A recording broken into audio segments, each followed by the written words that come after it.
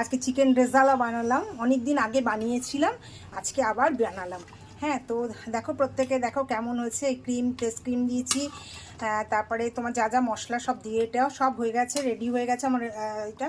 কেউ যদি রেসিপিটা চাও তাহলে কমেন্ট করো, আমি তোমাদেরকে অবশ্যই রেসিপিটা দেবো। তো প্রত্যেকে জানিও কেমন হচ্ছে আমার দেখতে চিকেন রেজালাটা। এই পুরো লুকটা এই দাঁড়ালো চিকেন রেজালার।